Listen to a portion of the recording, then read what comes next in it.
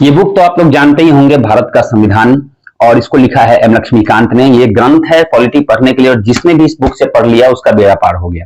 ये बुक में आज हम लोग पढ़ने वाले हैं मूल अधिकार, फंडामेंटल राइट्स, सातवां चैप्टर, सातवां अध्याय। देखिए, मूल अधिकार आपने हर जगह पढ़ा होगा। 6 मूल अधिकार: समता का अधिकार, स्वतंत्रता का अधिकार, शोषण के विरुद्ध अधिकार, धार्मिक स्वतंत्रता, और उसके बाद जो है आपने पढ़ा होगा लास्ट में जो है संवैधानिक उपचार है, उससे पहले शिक्षा का एवं संस्कृति का अधिकार है। यानी कि 6 है टोटल। 6 आपने पढ़ा होगा, हो सकता है 6 के बारे में जो डिटेल है वो भी पढ़ा होगा, लेकिन बहुत सारी चीजें मैं आपको गारंटी देता हूं कि आपने नहीं पढ़ा होगा, जिससे संबंधित प्रश्न आते हैं और तब आपको लगता है ये कहां से आ गया। जैसे मूल अधिकार का उद्देश्य क्या है संविधान में, मूल अधिकार का क्या उद्देश्य है, उसे कैसे परिभाषित कर सकते हैं। चलिए, हो सकता है वो भी थोड़ा मोड़ा आप जानते होंगे। मूल अधिकार की विशेषताएं क्या है, मूल अधिकार की विशेषताएं क्या है, हो सकता है उसमें भी थोड़ा सा जानते होंगे, लेकिन कुछ चीजें हैं जो आपने कभी नहीं पढ़ी। जैसे मूल अधिकारों में कुछ अपवाद होते हैं, जैसे सशस्त्र सीमा बल या सशस्त्र बलों में सारे बल जो भी बीएसएफ, एसएसबी ये सब है, उनको कुछ मूल अधिकार प्राप्त नहीं होते हैं। कुछ मूल अधिकारों पे बंदिशें लगाई जाती हैं, वाक एवं स्वतंत्रता, जैसे बोलने का अधिकार, अभिव्यक्ति का अधिकार, ये नहीं मिलता उनको, यानी कुछ भी आप नहीं बोल सकते सब जगह। तो ये अपवाद है। कुछ चीजें हम लोग इंपॉर्टेंट इस चैप्टर में पढ़ने वाले हैं, और ये चैप्टर इसी में हम लोग पूरा खत्म करने वाले हैं नोट्स के साथ। पूरा वीडियो लास्ट तक देखिएगा, बहुत मजा आने वाला है। मूल अधिकार के बारे में कुछ भी नहीं छूटने वाला है। तो वो कौन से अधिकार नहीं मिलते हैं, और कौन से अधिकार विदेशियों को मिलते हैं, विदेशियों को नहीं मिलते हैं, केवल देशवासियों को मिलते हैं। विदेशियों को कौन से अधिकार केवल उनको मिलते हैं, या फिर जब सैन्य व्यवस्था होती है, सैनिक शासन होता है, आर्मी रूल होता है, तब कौन से अधिकार निलंबित हो जाते हैं, ऑटोमेटिक खत्म हो जाते हैं। या फिर इमरजेंसी जब लागू होती है, तो इमरजेंसी अलग चीज है, सैन्य शासन अलग चीज है, बस ये ध्यान रखना है।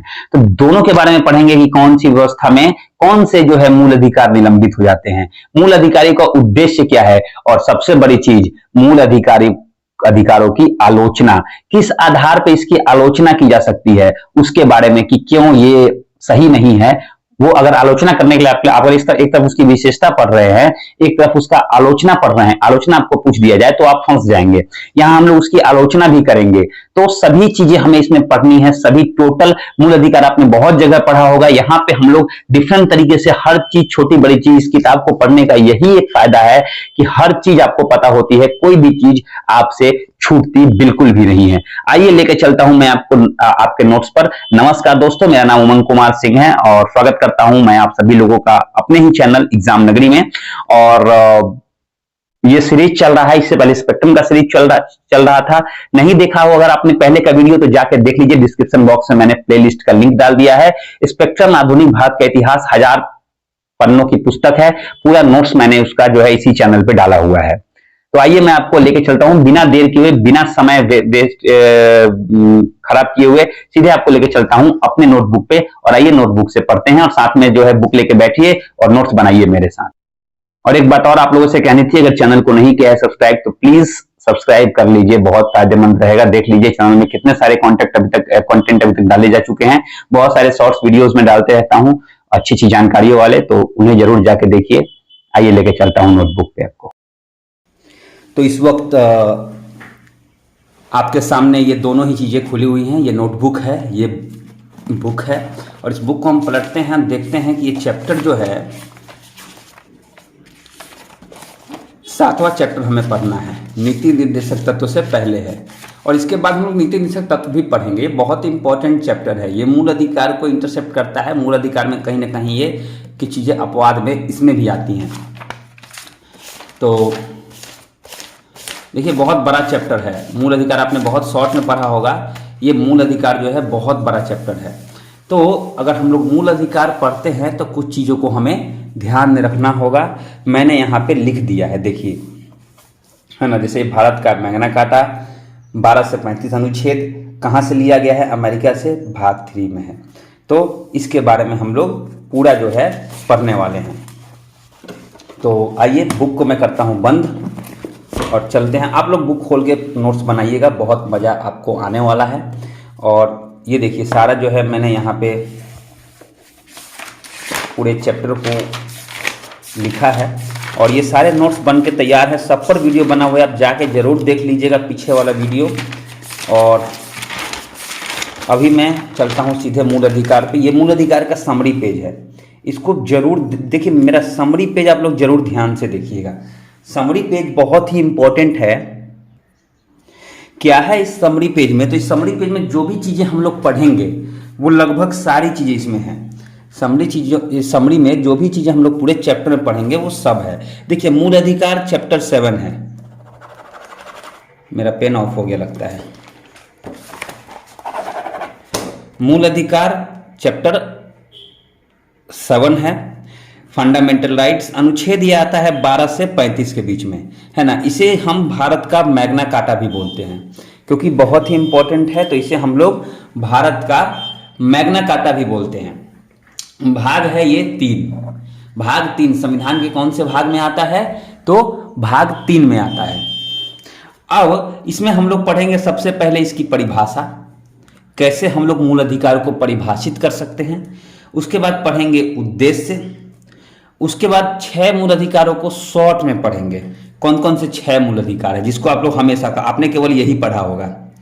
उसके बाद इसकी विशेषताएं पढ़ेंगे। उसके बाद मूल अधिकार 6 मूल अधिकार विस्तार से डिटेल में पढ़ेंगे।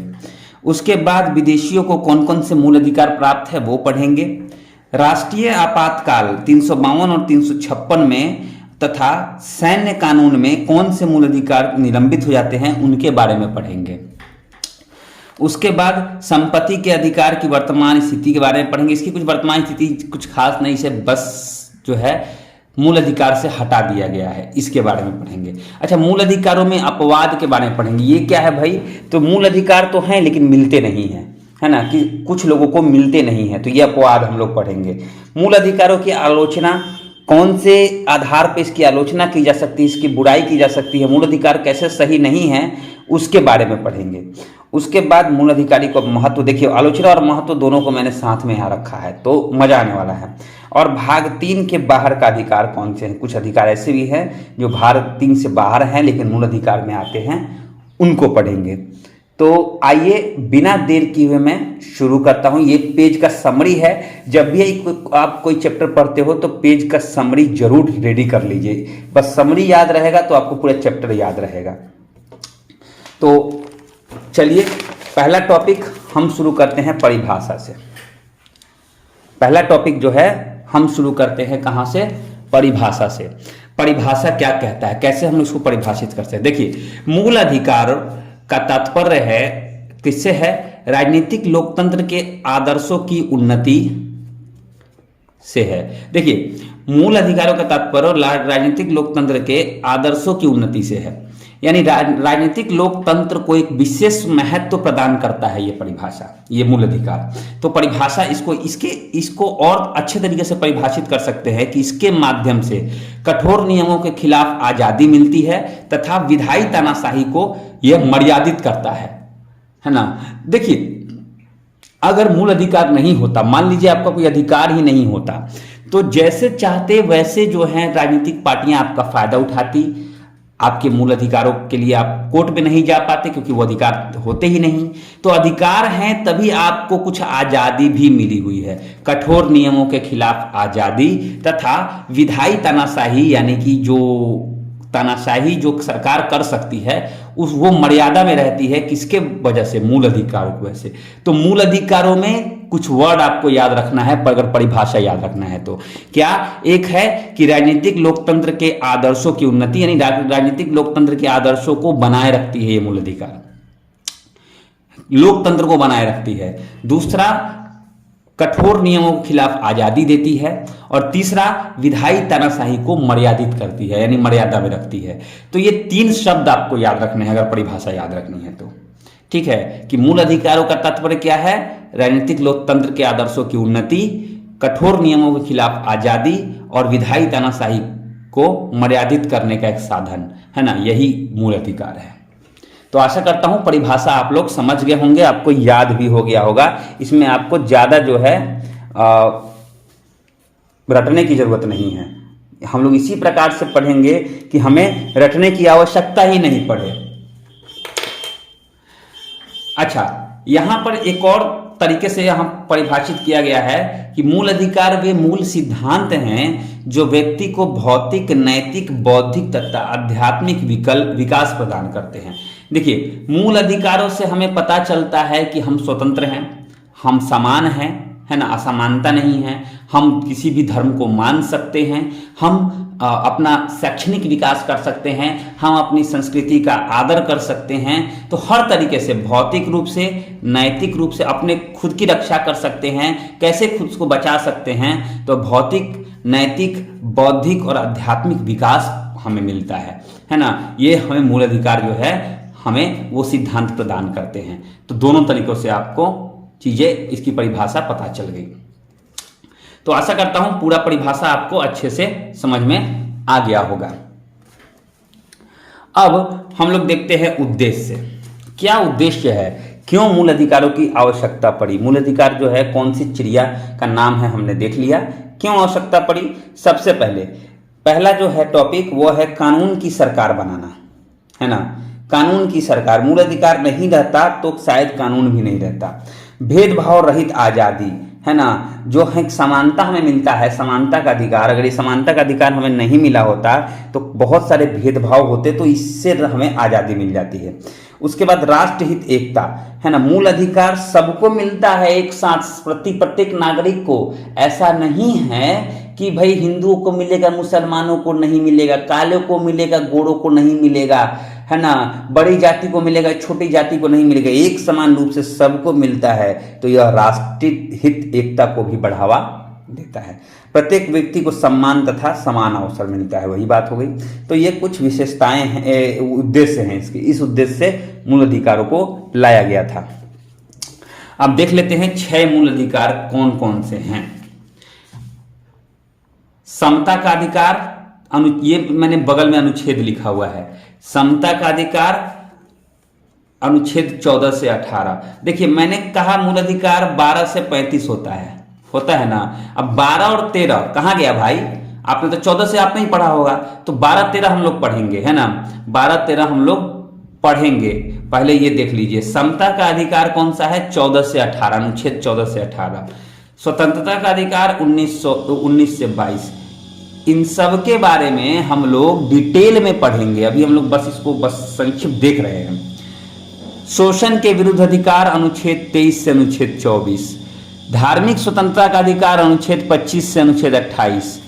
संस्कृति तथा शिक्षा संबंधी अधिकार 29 और 30। और संवैधानिक उपचार, जिसके लिए हम लोग जो है न्यायालय में जा सकते हैं अगर इसका उल्लंघन होगा तो अनुच्छेद 32। तो अनुच्छेद 33, अनुच्छेद 34, ये 29-30 है। तो अनुच्छेद 31 कहाँ गया? अनुच्छेद 35 कहाँ गया? और इधर 12 और 13 कहाँ गया? ये सब हम लोग इस सब के बारे में पढ़ेंगे। तो हमने संक्षिप्त रूप से 6 मूल अधिकार। एक था संपत्ति का अधिकार, ये 7 मूल अधिकार था, अनुच्छेद 31 में था। ये मैंने बोला ना अनुच्छेद 31, तो अनुच्छेद 31 ये रहा। अनुच्छेद 31 में था ये। 44वें संविधान संशोधन 1978 द्वारा जो है इसे मूल अधिकार से हटा दिया गया था।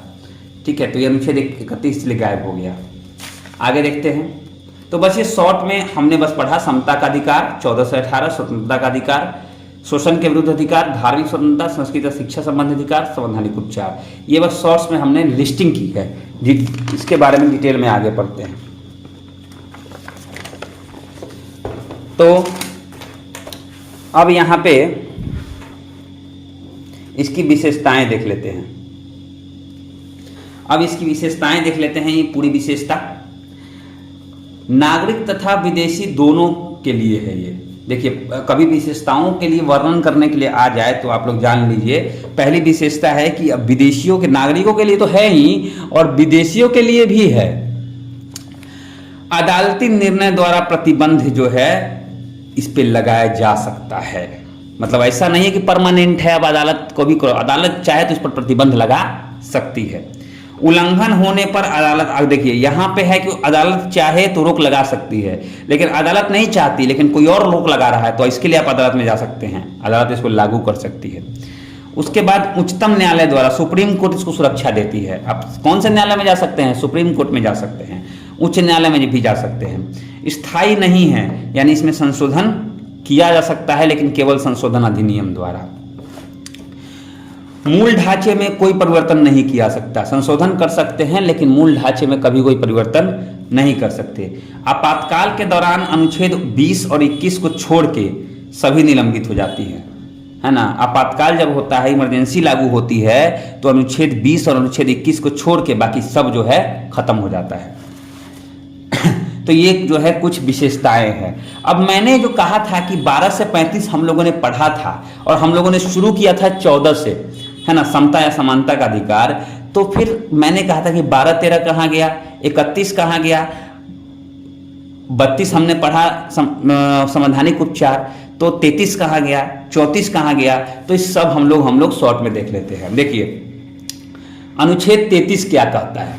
अनुच्छेद 33 कहता है सशस्त्र बल, अर्धसैनिक बल, कोई गुप्तचर संस्था जैसे सीबीआई, सीआईडी, ईडी वगैरह हो गया, इनके मामले में संसद द्वारा संभव प्रतिबंध लगाया जा सकता है। यानी ये चाहे तो कुछ प्रतिबंध इन पर लगा सकती है। जैसे एक एग्जाम्पल बताता हूं कि एक आता है स्वतंत्रता का अधिकार। स्वतंत्रता के अधिकार में 19 से 22 के बीच में आता है पहला वाक एवं अभिव्यक्ति की स्वतंत्रता। ये स्वतंत्रता वो है जिसके आधार पर हमको बोलने की स्वतंत्रता दी जाती है। जी हाँ, जो आप देखते हैं जहां तहां लोग कुछ भी बोल जाते हैं, है ना, सरकार को कुछ भी कह देते हैं, तो ये स्वतंत्रता दी गई है आपको, बोलने की स्वतंत्रता। आपका मुंह कोई बंद नहीं कर सकता। तो वहां पे क्या होता है कि सुप्रीम कोर्ट या न्यायालय जो है वो, या संसद जो है वो क्या करती है कि सशस्त्र बल, अर्धसैनिक बल या कोई गुप्तचर संस्था है जिसको कुछ आउट नहीं करना है कोई इंफॉर्मेशन, तो उनके उस मूल अधिकार पर रोक लगा देती है कि आप कहीं भी बोल नहीं सकते खुलेआम। यानी वाक एवं स्वतंत्रता, वाक एवं अभिव्यक्ति की स्वतंत्रता जो होती है उस मूल अधिकार पे ये बंदिश लगा देती है। तो कुछ मामले में संसद जो है प्रतिबंध लगा सकते, ये अनुच्छेद 33 कहता है।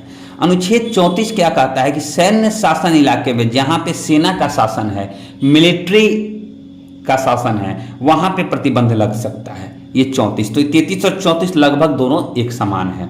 35 क्या कहता है कि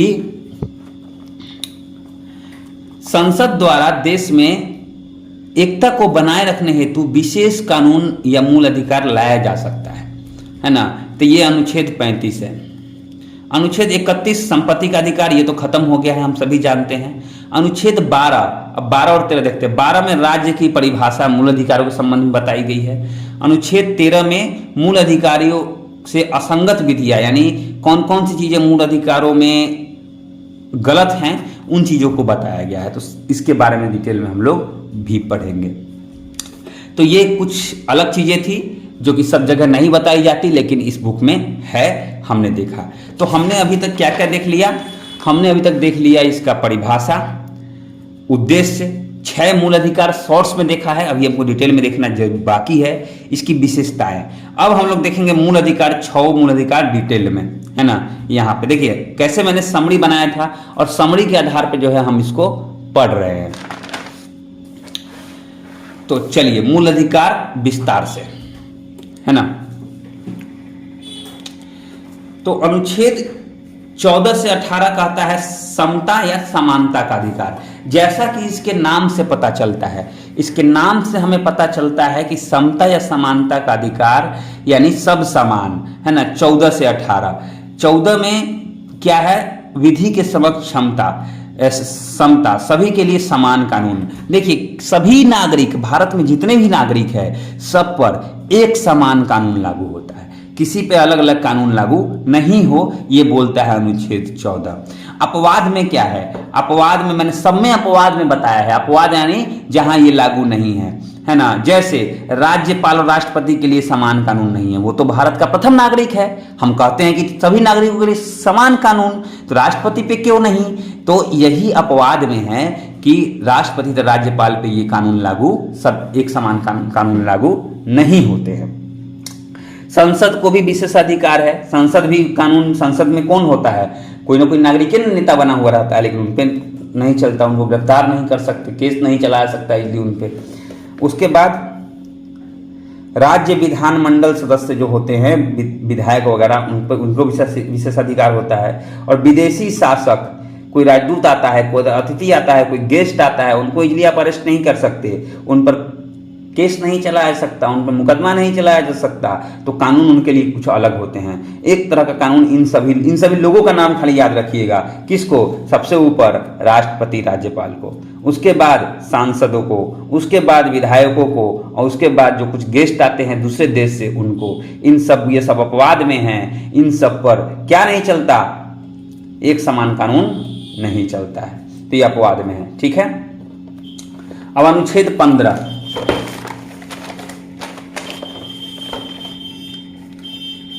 अनुच्छेद 15 क्या है? धर्म, मूल वंश, लिंग, जन्म स्थान के आधार पर विभेद का प्रतिषेध। यानी कि किसी भी व्यक्ति को आप उसके धर्म के आधार पे, उसके जाति के आधार पे, उसके जन्म स्थान के आधार पे, उसके लिंग के आधार पे, यानी पुरुष महिला या फिर थर्ड जेंडर के आधार पे आप उसको जो है विभेद नहीं कर सकते, उसको आप अलग नहीं कर सकते, उस भेदभाव नहीं कर सकते। उसी भेदभाव के विरुद्ध जो है अधिकार आपको देता है कौन? अनुच्छेद 15। अब भैया इसमें भी अपवाद है, यह अधिकार भी कुछ चीजों को, कुछ व्यक्तियों को नहीं मिलता है। जैसे बच्चों तथा महिलाओं हेतु विशेष आरक्षण है। काहे भाई? हम जब बच्चों और महिलाओं को लिंग के आधार पे, जन्मस्थान के आधार पे, मूल के आधार पे हम भेदभाव नहीं करते, सबको समान अधिकार दो। क्यों? ये इंसानों से अलग, मर्दों से अलग इनको दिया गया है, तो ये अपवाद में है भाई। इनको आगे बढ़ाने के लिए, महिला सशक्तिकरण के लिए, बच्चों को सुरक्षा के लिए उन्हें कुछ विशेष आरक्षण दिया जाता है। अच्छा, सामाजिक रूप से पिछड़ों को भी आरक्षण दिया जाता है। ये भी तो भाई इसका उल्टा काम हो रहा है। जब आप जाति के अधिकार पर भेदभाव नहीं कर सकते तो ये केवल नकारात्मक चीजों के लिए है ना। तो यहाँ पे क्यों जो है उनको फिर आप आरक्षण दे रहे हैं? उनको एक समान कर दीजिए। नहीं, यहाँ पे उनको आगे बढ़ाने के लिए उनको आरक्षण दिया गया है। अल्पसंख्यक तथा अति पिछड़ा को आरक्षण दिया गया है। तो ये सभी अपवाद में है। हर चीज में आप अपवाद जरूर याद रखिए, आपको फंसाया जा सकता है क्वेश्चन में। अनुच्छेद 16 कहता है लोक नियोजन के विषय में अवसर की समानता। अब देखिए यहाँ पर, यानी सबको जो है रोजगार के लिए जो होता है लोक नियोजन, लोगों को जो रोजगार के लिए अवसर होते हैं उनको समान अवसर सबको मिलेगा। ठीक है भैया, समान अवसर सबको मिलेगा, सबको समान अवसर दीजिए। क्यों? आप जो है देखिए, विशेष रोजगार हेतु निवास की शर्त रखी गई है। कहता है ना आवासीय चाहिए। आंध्र प्रदेश में दूसरा राज्य का आदमी नौकरी नहीं कर सकता है। तो ये तो भाई जब समान अवसर था पूरे देश के नागरिकों को, तो ये अवसर दूसरे राज्य के लोगों को क्यों नहीं है? तो ये अपवाद में है। नियुक्ति में आरक्षण मिलता है ना। कोई स्टेट निकालता है वैकेंसी, 80% अपने रखता है, 20% या 10% दूसरे स्टेट के लिए रखता है, तो ये आरक्षण है। धार्मिक आधार पर नियुक्ति होती है, जैसे किसी पादरी की नियुक्ति होती है। अब धार्मिक आधार पर कहा है कि वो पंडित ही होना चाहिए, है ना, वो पंडित ही होना चाहिए। जैसे कि तिरुपति मंदिर में आचार्य ब्राह्मण होने चाहिए। कोई मुस्लिम अगर चाहे तो आचार्य की पढ़ाई नहीं कर सकता। तो यहाँ पे उसको लोक नियोजन में क्या हुआ? विभेद होने लगा। तो ये अपवाद में आते हैं ये कुछ नियम, समझ गए। अनुच्छेद 17 है अस्पृश्यता का अंत। अब देखिए, यानी छुआछूत का अंत, छुआछूत का अंत। अब यहां पे अपवाद नहीं है, यहां अपराध है ना।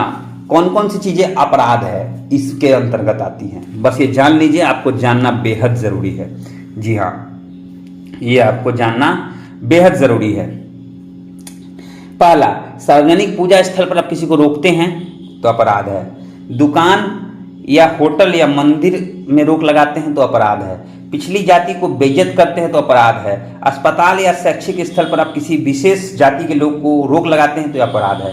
अब इसमें भी कुछ अपवाद हैं जो कि बुक में नहीं दिया गया है। लगता है लोगों को कि बुक में देंगे तो ये जो है कंट्रोवर्शियल हो जाएगा, विवादित मामला हो जाएगा। क्यों? अब जैसे देखिए, जगन्नाथपुरी में एक मंदिर है ना, जगन्नाथपुरी का मंदिर है उड़ीसा में, और वहां पे केवल हिंदू जा सकते हैं, मुस्लिम नहीं जा सकते हैं। तो भाई ये अपवाद हो गया, इसको आप अपवाद में लेके चलिए। ये नियम सब जगह लागू होते हैं, लोग वहां को छोड़ के, है ना। तो ये चीजें हो गई। अब देखिए अनुच्छेद 18 क्या है, उपाधियों का अंत। अब केवल सेना तथा विद्या संबंधी में नहीं लागू होते हैं ये उपाधि। यानी पहले होता था ना कि भाई गांधी जी को किसी ने कोई उपाधि दे रहा था, महात्मा की उपाधि किसने दी, रविन्द्रनाथ टैगोर को सर की उपाधि किसने दी, पहले अंग्रेज उपाधि देके सम्मानित, पैसा तो देते नहीं थे, उपाधि दे देते थे, उस उपाधि का अंत कर दिया। विशेष उपाधि किसी को नहीं मिलेगी, केवल सेना में मिलता है उपाधि और विद्या संबंधी क्षेत्र में मिलता है, इन दोनों में ये कानून लागू नहीं है। 1996 में सुप्रीम कोर्ट ने पद्म भूषण पद्म विभूषण को मान्यता दे दी थी, ये उपाधि मान्य है ना। बाकी कहीं भी किसी तरह का नाम का उपाधि देने का अधिकार नहीं है। तो ये जो था 14 से 18 समता का अधिकार, समानता का अधिकार, हमने आशा करता हूं कि इसको आपने बहुत अच्छे से पढ़ लिया होगा, समझ भी लिया होगा। कुछ अपवाद, अब आपको इसके बारे में लिखने के लिए कह दिया जाए अपवाद सहित, अपवादों का विश्लेषण करने के लिए बोला जाए तो बड़ी आराम से कर सकते हैं। तो वीडियो पसंद आ रहा हो तो प्लीज मुझे कमेंट जरूर कीजिए, लाइक जरूर कीजिए और दोस्तों में जरूर शेयर कीजिए। स्वतंत्रता का अधिकार दूसरा है, ये आता है 1922, ये विदेशियों को नहीं मिला हुआ है। ये स्वतंत्रता का अधिकार जो है विदेशियों को नहीं मिला हुआ है। अब देखिए, वाक या अभिव्यक्ति की स्वतंत्रता, बोलने की स्वतंत्रता, शांतिपूर्ण सम्मेलन, कहीं भी आप कहीं भी जो है शांतिपूर्ण से सम्मेलन यानी मीटिंग कर सकते हैं, संघ बना सकते हैं, सहकारी समितियां बना सकते हैं, कहीं भी आप घूम सकते हैं, कहीं भी रह सकते हैं और कहीं भी बिजनेस कर सकते हैं, ये आपको यानी व्यापार कर सकते हैं। ये सभी अधिकार स्वतंत्रता का अधिकार में अनुच्छेद 19 में आता है। ये 6 पहले आप बोल लीजिए, बोल के लोगों को, पहले लोगों को बुला लीजिए, तो बुलाने के लिए तो बोलना पड़ेगा। देखिए याद कैसे रखना है, अनुच्छेद 19 में 6 को, बोलने की स्वतंत्रता, बुला लीजिए, सम्मेलन मीटिंग कर लीजिए, उसके बाद संघ बना लीजिए, सब हो जाए तो घूमने चलिए सब जगह, है ना, कहीं भी घूम सकते हैं, घूमिए, तो कहीं रहने का मन हो तो रह लीजिए और अगर बिजनेस करने का मन हो तो कर लीजिए। ये सारे अधिकार विदेशियों को नहीं मिलते हैं, ये सारे अधिकार जो है विदेशियों को नहीं मिलते हैं। तो 19 आप स्वतंत्रता के अधिकार में देखिए 20 में क्या है, अनुच्छेद 20,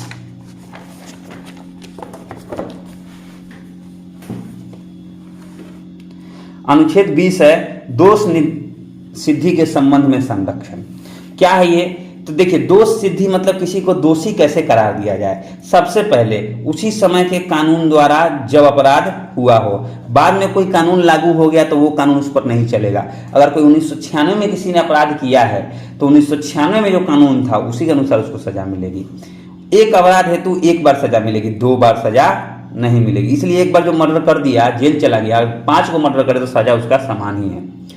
अपराध कबूलने हेतु या साक्षी हेतु उसे बाध्य नहीं किया सकता, ये अनुच्छेद 20 कहता है।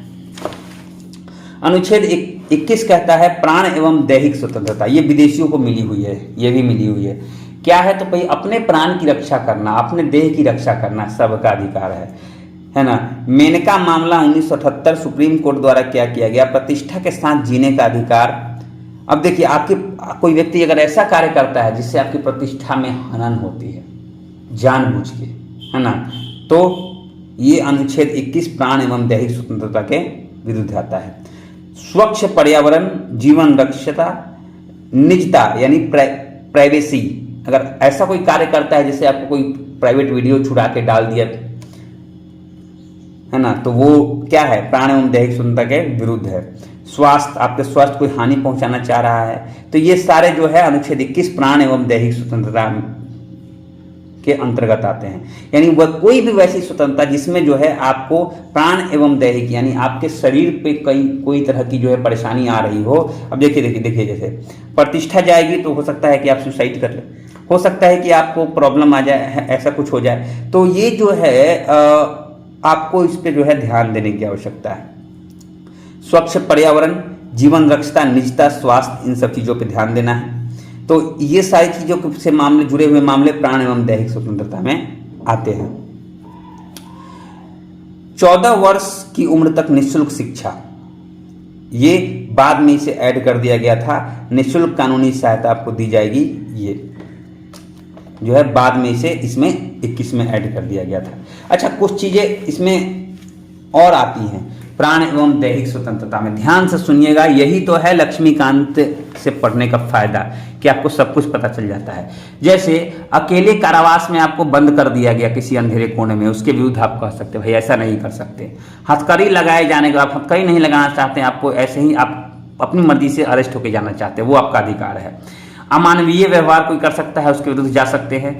विदेश यात्रा, बंधुआ मजदूरी, विदेश यात्रा करने से रोका जा रहा है या बंधुआ मजदूरी आपसे कराई जा रही है तो आप जा सकते हैं। आपातकालीन चिकित्सा आपको नहीं मिल रही तो वो भी इसी में है, अधिकार में है। निष्पक्ष सुनवाई आपको मिलेगी। महिलाओं के साथ आदर सम्मान अगर नहीं मिल रहा तो इसके विरुद्ध है। आरटीआई, राइट टू इन्फॉर्मेशन, मैंने यहाँ फुल नहीं लिखा, RIGHT, राइट टू इन्फॉर्मेशन यानी सूचना का अधिकार, आपको हर तरह की सूचना लेने का अधिकार है, ये भी मौलिक अधिकार में ही है।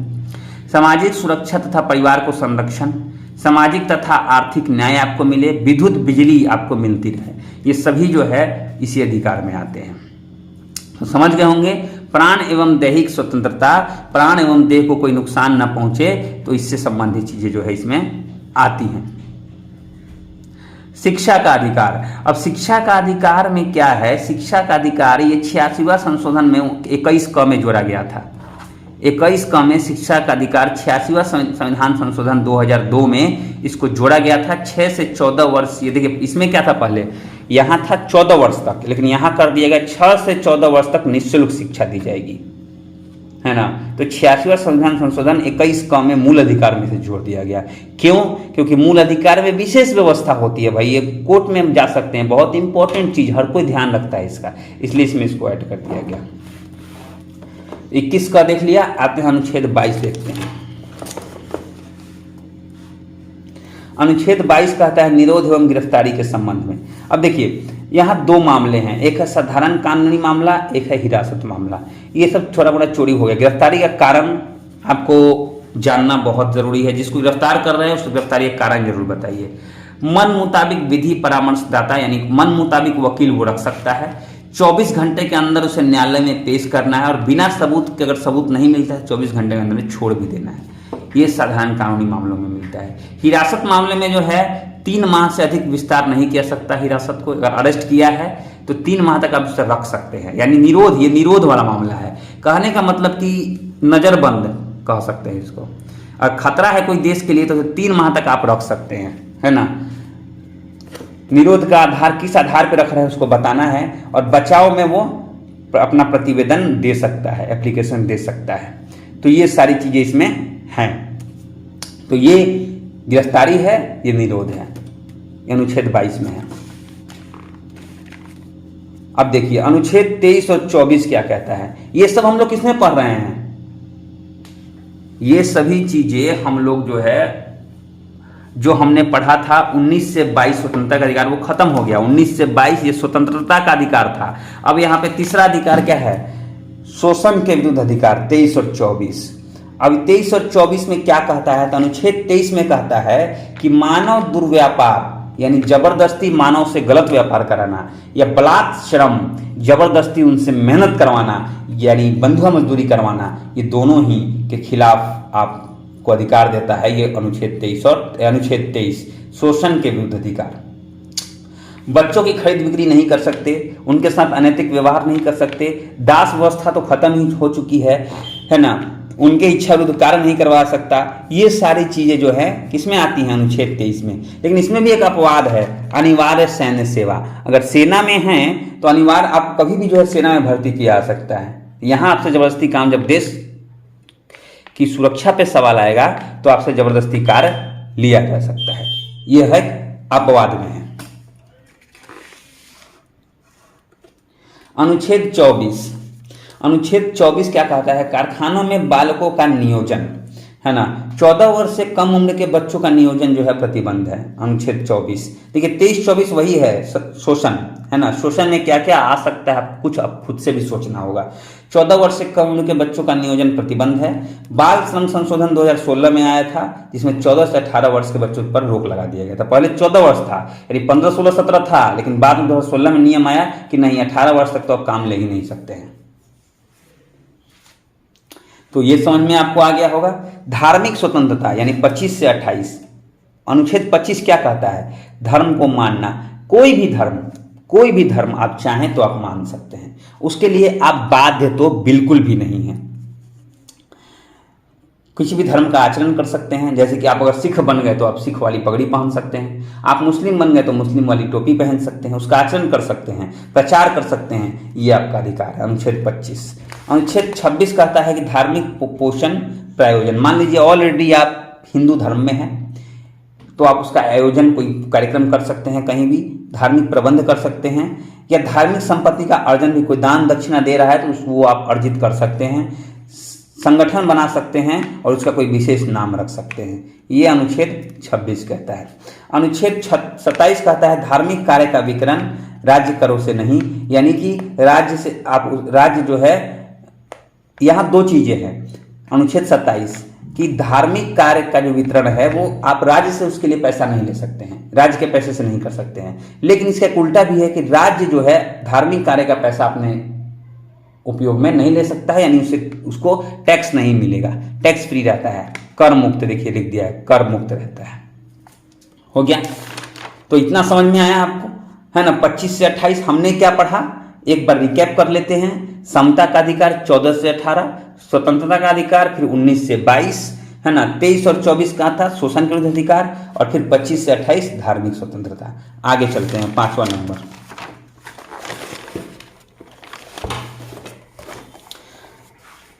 अभी माफी 28 भी है, धार्मिक शिक्षा में उपस्थित होने की स्वतंत्रता। आप धार्मिक शिक्षा कोई भी ले सकते हैं, ये उसी में आता है। 5वां है संस्कृति एवं शिक्षा संबंधी अधिकार। देखिए ये दोनों ही संबंधित हैं किससे? अल्पसंख्यकों से लगभग।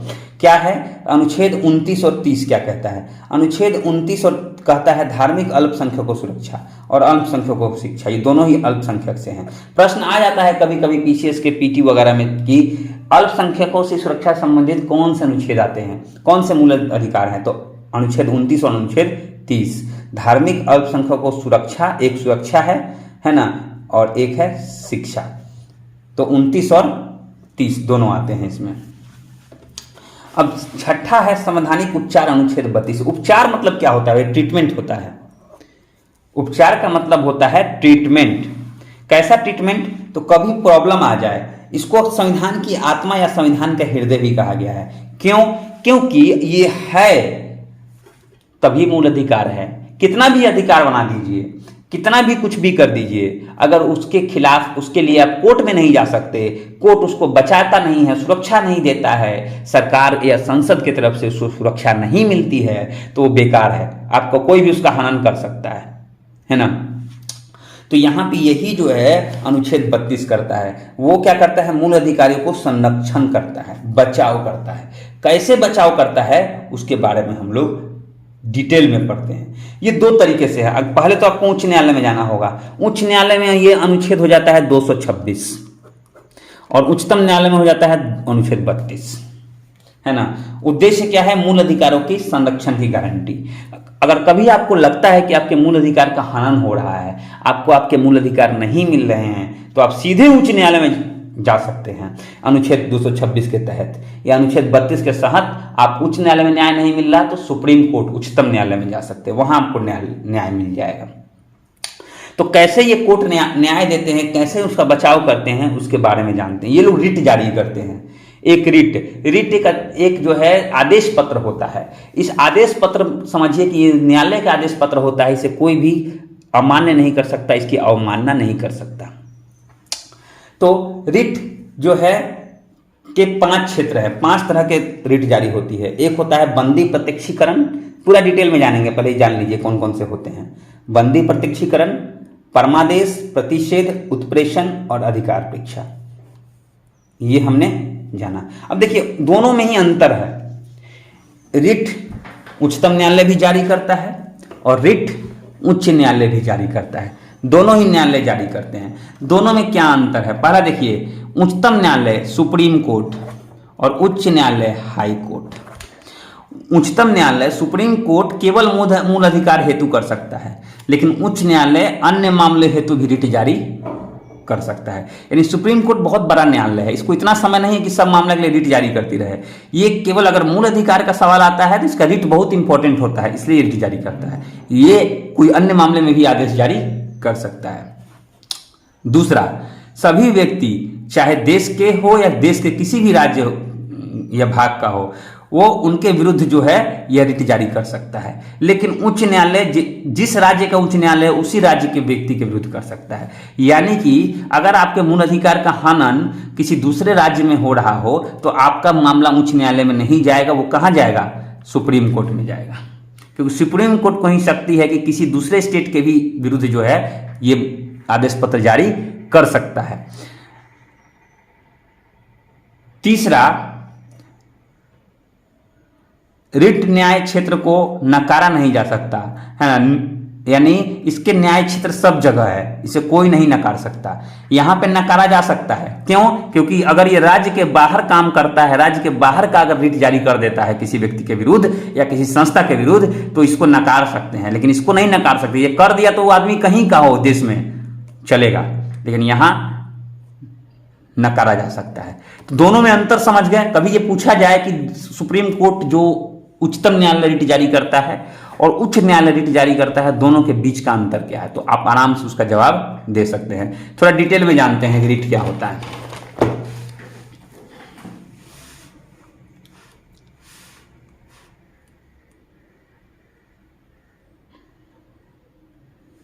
चलिए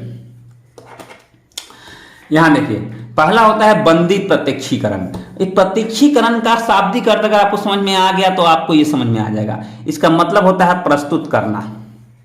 इसका मतलब होता है प्रस्तुत करना, यानी किसी व्यक्ति को जबरन हिरासत में रखे जाने के विरुद्ध, अगर जबरदस्ती किसी को हिरासत में रखा गया है तो यहां पे कोर्ट में अगर जाने पर कोर्ट जो है आदेश जारी करते हैं कि आप उसको क्यों रखे हैं हिरासत में, जल्दी से भेजिए। यहां रिट जारी नहीं करने के क्या शर्त है? देखिए, अगर ये जबरदस्ती किसी को हिरासत में लिया गया है तो कौन सी हालत में सुप्रीम कोर्ट या उच्च न्यायालय रिट जारी नहीं करेगी, आदेश जारी नहीं करेगी? ये किस कानून सम्मत हिरासत, यानी कानून के अंदर उसको हिरासत लिया गया है, यानी वो दोषी है तो हिरासत लिया गया है। तो कोई भी आदमी नहीं चाहता कि मुझको कोई हिरासत में ले, तो दोषी है, कानून के अंतर्गत हिरासत में लिया गया है तो रिट जारी नहीं होगा। ना तो पता चलता है कि हर कोई रिटे जारी करवाते रहता है। विधानमंडल या न्यायालय के अवमानना के तहत कार्रवाई हुई है ना। अगर विधानमंडल या किसी कोर्ट का अगर उसने अवमानना किया है, नहीं बात मानी है, तो उसको जो है रिट जारी नहीं होगा उसको बचाने के लिए, उसको कोर्ट नहीं बचाएगा। और न्याय क्षेत्र के बाहर अगर हिरासत में लिया गया, अगर सवाल उच्च न्यायालय का है और किसी दूसरे राज्य का बात आ जाता है तो उच्च न्यायालय रिट जारी नहीं कर सकती। तो रिट जारी नहीं करने का 3 गो शर्त है। कौन सा? बंदी प्रत्यक्षीकरण का, यानी बंदी प्रत्यक्षीकरण रिट जो है वो जारी करने का केवल एक ही शर्त है कि आदमी को बिना किसी दोष के कोई जबरदस्ती हिरासत में ले लिया है तो उसके मूल अधिकार का हनन हो रहा है, वहां सुरक्षा कोर्ट करेगी। अब आते हैं परमादेश, यानी आदेश देते हैं। परम आदेश यानी कोई ये आदेश को टाला नहीं जा सकता है, इस आदेश को टाला नहीं जा सकता है, परम आदेश है ये, इसलिए इसका नाम परमादेश है। न्यायालय द्वारा सार्वजनिक अधिकारियों को दिया जाता है। कोई भी अधिकारी है ना, कोई भी अधिकारी जो है उसको दिया सकता है, शो कॉज बोलते हैं इसको। कार्य क्यों नहीं किया, कारण बताइए, है ना। आपको ये काम करना था, आपने नहीं किया है, ये कोर्ट पूछता है उससे। अच्छा, कब नहीं पूछ सकता, इसका भी 4 गो कंडीशन है, मैंने इसकी चर्चा, ये इंपॉर्टेंट है। पहला, निजी व्यक्ति या इकाई के विरुद्ध नहीं जारी कर सकता, ये केवल किसी सार्वजनिक अधिकारी यानी ऑफिसर के विरुद्ध ही होता है ना।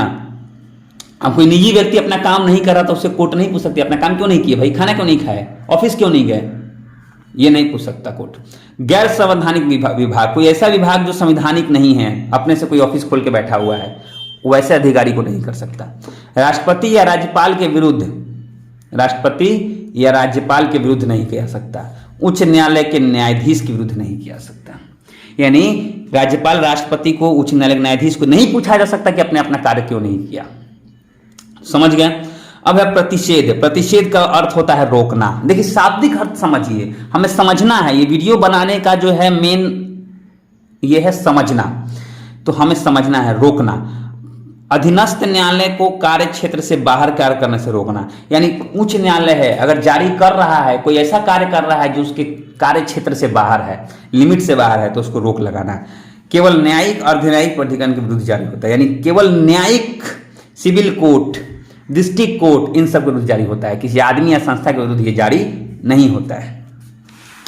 अब है उत्प्रेषण, यानी प्रमाणित या सूचना देना, ये भी न्यायालय को ही होता है। इसको कहा जाता है कि आपके पास ये मामला है, लंबित है, आप उसको मेरे पास भेज दीजिए। आपके पास जो मामला लंबित है अगर नहीं आपसे हो रहा है तो हमारे पास भेज दीजिए, यही उत्प्रेषण होता है, फॉरवर्ड जिसको बोलते हैं। व्हाट्सएप पर मैसेज आप लोग फॉरवर्ड करते हैं तो यहाँ वही चीज कहा जाता है। सुप्रीम कोर्ट कहती है कि फॉरवर्ड कीजिए मेरे पास, आपसे नहीं हो रहा है। देखिए, अधीनस्थ न्यायालय को लंबित मामलों को उत्प्रेषित करने तथा स्थानांतरण करने का आदेश दिया जाता है। ये केवल न्यायिक प्राधिकरणों द्वारा ही दिया जाता है या उन्हीं को दिया जाता है। समझ गए? सबका बस मायने याद रखिए, आपको याद, आशा करूंगा कि आपको याद भी हो रहा होगा। अधिकार परीक्षा, देखिए, प्राधिकृत या वारंट द्वारा, इसका अर्थ होता है प्राधिकृत या फिर वारंट द्वारा। न्यायालय द्वारा किसी सार्वजनिक कार्यालय को दिया जाता है, किसी सार्वजनिक कार्यालय, किसी व्यक्ति द्वारा दायर अपने दावे के जांच हेतु। किसी ने कोई चीज दायर की, कोई जांच के लिए कहा और नहीं हुआ तो ये कोर्ट आदेश देती है। तो ये चीजें आपको समझ में, किस 5 प्रकार के रीट कौन कौन से हैं और कोर्ट जो है कौन से मामले में जो है इन्हें जारी करती है। ठीक है, आगे चलते हैं। तो अभी तक हम उसकी विशेषता पढ़ रहे थे, हमने क्या पढ़ा, परिभाषा पढ़ा, हमने क्या पढ़ा, सारे मूल अधिकार पढ़े। ये छठा मूल अधिकार जो था जिसके थ्रू संरक्षण दिया जाता है मूल अधिकार को, उसका अनुच्छेद 32। अनुच्छेद 32 ये सुप्रीम कोर्ट और 226 हाई कोर्ट। ठीक है, आगे चलते हैं।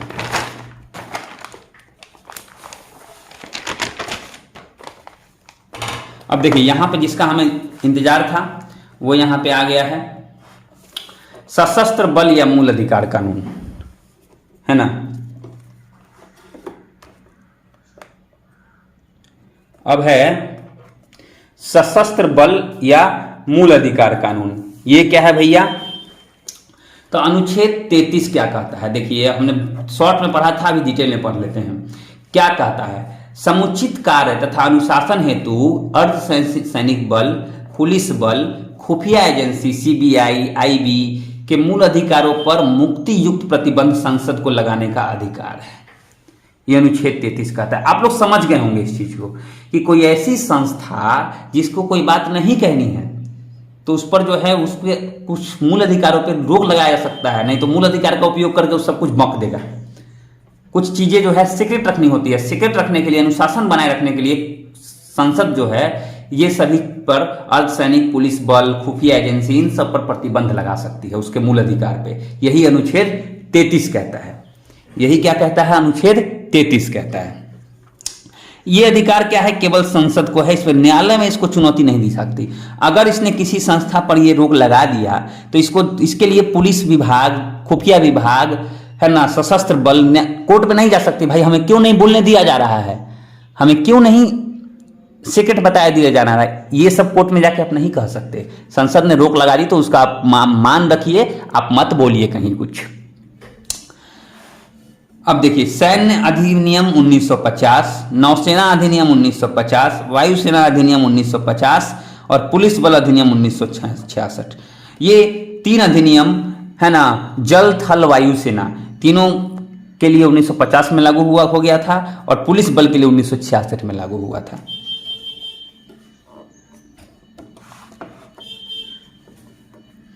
उसके बाद अभिव्यक्ति की स्वतंत्रता, प्रेस से मुक्त। देखिए कौन कौन सा अधिकार पर रोक लगाया जाता है? अभिव्यक्ति की स्वतंत्रता यानी खुद को व्यक्त करने की स्वतंत्रता, बोलने की स्वतंत्रता, प्रेस से मुखातिब, प्रेस के सामने बोलना, संगठन बनाना, श्रमिक या राजनीतिक संघ से जुड़ना, प्रदर्शन का अधिकार, इन सब पर संसद ने क्या कर रखा है? रोक लगा रखा है या रोक लगा सकती है ना, या विशेष रोक भी लगा सकती है। यही तो है अनुच्छेद 33, सशस्त्र बल या मूल अधिकार। ठीक है। तो ये 33 में और चीजें क्या होती है, मार्शल लॉ में कुछ चीजें प्रतिबंधित होती है। क्या है मार्शल लॉ? मार्शल लॉ में देखिए केवल मार्शल लॉ और सैन्य लॉ में अंतर है। क्या अंतर है? तो इसमें क्या होता है, केवल मूल अधिकार सस्पेंडेड होता है। इसमें क्या होता है, मूल अधिकार के साथ केंद्र राज्य संबंध, राजस्व वितरण, निकाय शक्तियां, ये सब खत्म हो जाता है। सरकार तथा साधारण कानूनी न्यायालय को यह प्रभावित करती है, जबकि यह सरकार तथा सामान्य न्यायालय को जारी होता है। कानून तथा व्यवस्था भंग होने पर दोबारा लागू किया जा सकता है। इसमें कानून तथा व्यवस्था भंग लागू होने पर इसे 2 बार लागू किया जा सकता है। किसको? मार्शल लॉ को। जबकि सैन्य लॉ यह युद्ध, बाहरी आक्रमण, सशस्त्र विद्रोह की स्थिति में ही लागू होता है। कुछ विशेष क्षेत्रों में लागू होता है, यह पूरे देश में लागू होता है। देखिए मार्शल लॉ यही होता है, देश के किसी क्षेत्र, राज्य में राष्ट्रपति शासन लगा देते हैं ना, मार्शल लॉ हो गया। और यह जो है पूरे देश में लगता है। संविधान में इसकी कोई व्यवस्था नहीं है, मार्शल लॉ का कोई नामो निशान संविधान में नहीं है, और यह संविधान में इसकी विशेष व्यवस्था है सैन्य लॉ का। 352 356 पढ़े हैं ना, वही है, जबकि ये नहीं है। तो हम जान गए मार्शल लॉ और सैन्य लॉ क्या चीजें होती हैं। अब हम जानेंगे विदेशियों को कौन कौन से, तो हमें कहा ना कि विदेशियों को जो है मूल अधिकार प्राप्त हैं। कौन कौन से मूल अधिकार प्राप्त हैं, तो देखिए कौन कौन से इसमें आपको खाली याद रखना है कौन सा नहीं है। 14, तो 15 नहीं है, 16 नहीं है, बस याद रखिए कौन कौन सा नहीं है ना। हमें बस ये याद रखना है कि कौन कौन सा नहीं है। 16 नहीं है, 18 नहीं है, 19 नहीं है। उसके बाद 20, 21, 22, 23, 24, 25, 26, 27, 28 है।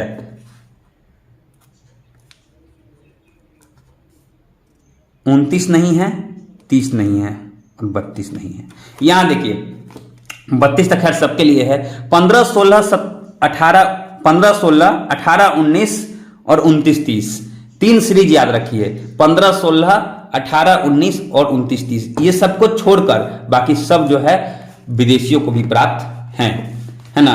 कौन कौन सा विदेशियों को प्राप्त मूल अधिकार है? अनुच्छेद 14 विधि के समक्ष क्षमता, अनुच्छेद 17 अस्पृश्यता का अंत, 20 अपराधों के लिए दोष सिद्धि, 21 प्राण एवं दैहिक स्वतंत्रता, शिक्षा, 22 है हिरासत से संबंधित, 23 है बलात्श्रम, 24 है कारखाने में बच्चे, 25 है धर्म की अभिव्यक्ति, 26 है धर्म संस्थाओं का संचालन, जैसे ईसाई लोग बाहर से आके प्रचार करते हैं, 27 धर्म को प्रोत्साहन, 28 धार्मिक कार्य की पूजा में भाग लेना। जैसे विदेशों से लोग आते हैं पूजा में, यहाँ नाचते गाते हैं ना, वो सब उनके मूल अधिकार है।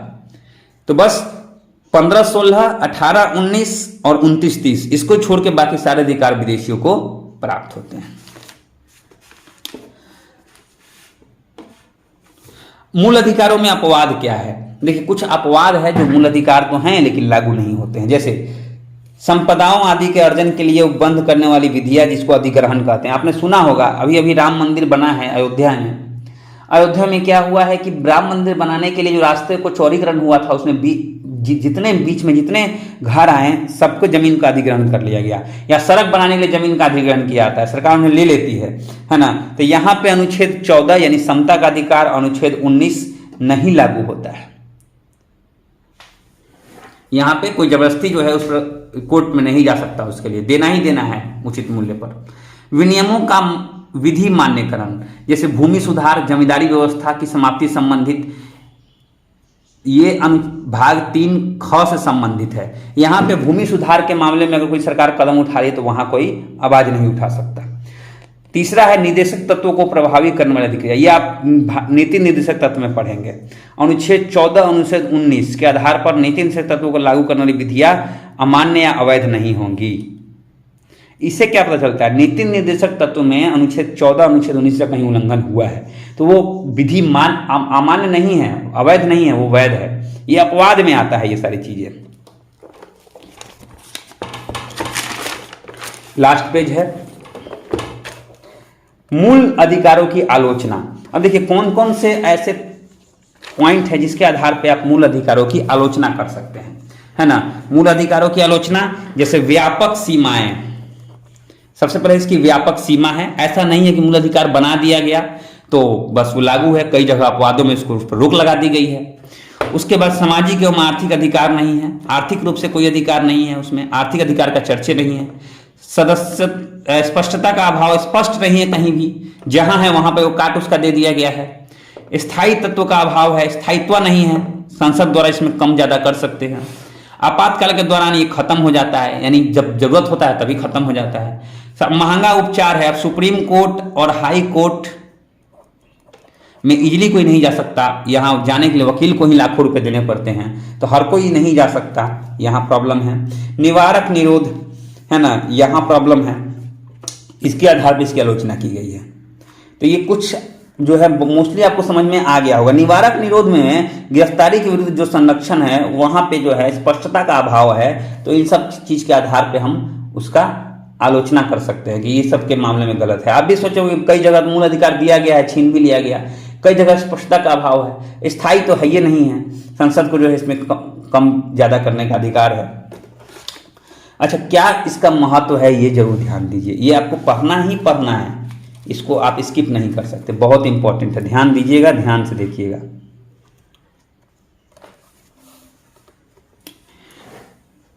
पहला है लोकतांत्रिक व्यवस्था की स्थापना करता है, जी हां, भौतिक तथा नैतिक सुरक्षा देता है, व्यक्तिगत सुरक्षा देता है, विधि के शासन की स्थापना करता है। देखिए, नहीं रहेगा मूल अधिकार तो क्या क्या कहां कहां दिक्कत हो सकता है, उस सब इसका महत्व में शामिल है। कमजोर वर्गों की रक्षा करता है, धर्मनिरपेक्ष छवि बनाता है, जैसे धर्म के विरुद्ध जो अधिकार, धर्म के लिए जो अधिकार देता है कि आप धर्म का पोषण कर सकते हैं, धर्म का प्रचार कर सकते हैं, कोई भी धर्म अपना सकते हैं, तो धर्मनिरपेक्ष देश बनाता है। शासन पर नियंत्रण, अगर नहीं रहेगा तो शासन अनियंत्रित हो जाएगा, ये जो है सरकार अपनी मनमानी करने लगेगी, तो इस पर रोक लगाता है। व्यक्तिगत सम्मान की सुनिश्चितता, जो हमने पढ़ा था 19 में प्राण एवं दैहिक स्वतंत्रता में, उसका राजनीतिक तथा प्रशासनिक प्रणाली में भाग लेने का अवसर देता है। ठीक है, निर्वाचन जो है वयस्क अधिकार के आधार पर होता है, ये भी एक बहुत बड़ी चीज है। यहां पे देखिए, तो ये सारी चीजें जो है इसके महत्व में शामिल है। कहां कहां फायदा हो सकता है, आपको जब मूल अधिकार पढ़ेंगे तो आपको समझ में आ गया होगा और इन सब चीजों को रटने की आवश्यकता नहीं है। अच्छा, भाग 3 से बाहर का अधिकार कौन सा है जो कि गैर संवैधानिक है, मूल अधिकारों में इसकी चर्चा नहीं है। पहला है संपत्ति से वंचित नहीं कर सकते, आगे आने वाली जो जनरेशन है उसको मिलता जाता है अधिकार। कर जबरदस्ती अध्यारोपित नहीं कर सकते, है ना। विधि के प्राधिकार से बाहर ये दोनों काम नहीं किया सकता, और निर्वाचक ये तो खैर है ही। तो अभी आपने मूल अधिकारों में हमने क्या क्या पढ़ा, देखिए इतनी सारी चीजें हमने पढ़ी। हमने परिभाषा पढ़ा, हमने उद्देश्य पढ़ा, 6 मूल अधिकार शॉर्ट में पढ़े, विशेषताएं पढ़ी, डिटेल में पढ़ा, विदेशियों को कौन सा प्राप्त है ये पढ़ा, राष्ट्रीय आपातकाल में मूल अधिकार कैसे जो है और सैन्य कानून में कैसे निलंबित हो जाता है, संपत्ति के अधिकार के बारे में पढ़ा, मूल अधिकारों में कौन कौन से अपवाद हैं उसको पढ़ा जो मूल अधिकारों में नहीं है। हालांकि हर मूल अधिकार में हमने अपवाद के बारे में पढ़ा, मूल अधिकारों की आलोचना के बारे में पढ़ा, उनका महत्व पढ़ा, और भाग 3 से बाहर कौन कौन से हैं उनके बारे में पढ़ा। तो ये कितना इंपॉर्टेंट चैप्टर था, ये आपने बहुत शॉर्ट में पढ़ा होगा। ये पढ़ लेंगे तो आपको अलग से कुछ भी पढ़ने की जरूरत नहीं है। और प्लीज इस बुक को लेके साथ में बैठिए, अगला चैप्टर नीति निर्देशकता तो है, जल्दी लेके आएंगे, क्योंकि नीति निर्देशकता तो मूल अधिकार पढ़ना दोनों ही साथ में बेहद ही जरूरी होता है। थैंक यू वेरी मच दोस्तों वीडियो को पूरा देखने के लिए।